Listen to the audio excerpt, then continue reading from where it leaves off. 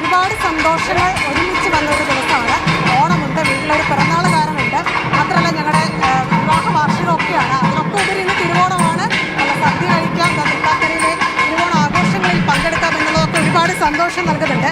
രതീഷിന് എന്തായാലും ഓണാശംസകൾ നേരുന്നു, എല്ലാ പ്രേക്ഷകർക്കും നേരുന്നു. തൃക്കാക്കരയിൽ ഓണം ആഘോഷം അതിൻ്റെ ഏറ്റവും പാരമ്യത്തിലേക്ക് നിൽക്കുകയാണ്. രാവിലെ മഹാബലി എഴുന്നേൽപ്പുണ്ടായിരുന്നു, അതിനുശേഷം ഇപ്പോൾ ശ്രീബലി എഴുന്നള്ളിപ്പ് നടത്തുന്നു. ഗജവീരന്മാർ നെറ്റിപ്പട്ടമൊക്കെ ചൂടി 9 ഗജവീരന്മാർ ഇങ്ങനെ അണിനിരക്കുന്ന മനോഹരമായ കാഴ്ചയാണ് തൃക്കാക്കരയിൽ കാണുന്നത്. ഒരുപാട് ആളുകൾ എത്തുന്നുണ്ട്. എങ്ങനെയുണ്ട് ഓണം? എനിക്കൊന്നും പറയാൻ ചേച്ചി. ഹാപ്പി ഓണം. ഹാപ്പി ഓണം ഒന്നും പറയാറില്ല, പക്ഷെ ഹാപ്പി ഓണം പറയുകയും ചെയ്തിട്ടുണ്ട്.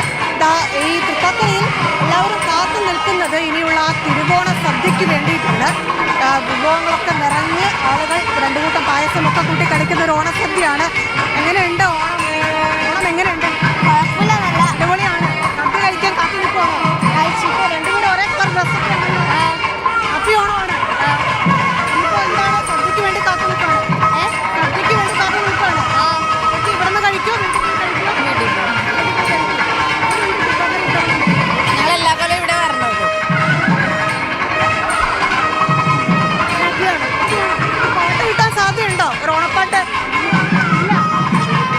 എന്തായാലും എല്ലാവരും ഓണക്കോടിയൊക്കെ എടുത്ത് തൃക്കാക്കരയിലേക്ക് ഓണം ആഘോഷിക്കാൻ എത്തുന്നു. ശരി, തൃക്കാക്കരയിലാണ് ഇപ്പോൾ ചടങ്ങുകൾ പുരോഗമിക്കുന്നത്. റിയ ബേബിയാണ് അവിടെ നിന്നുള്ള പ്രതികരണങ്ങൾ ഉൾപ്പെടെ പ്രേക്ഷകരിലേക്ക് എത്തിക്കുന്നത്. തൃക്കാക്കരയിൽ ഉൾപ്പെടെ വിവിധ ക്ഷേത്രങ്ങളിൽ പ്രത്യേകമായ ചടങ്ങുകളുണ്ട്, ആചാരപരമായ ചടങ്ങുകളുണ്ട്.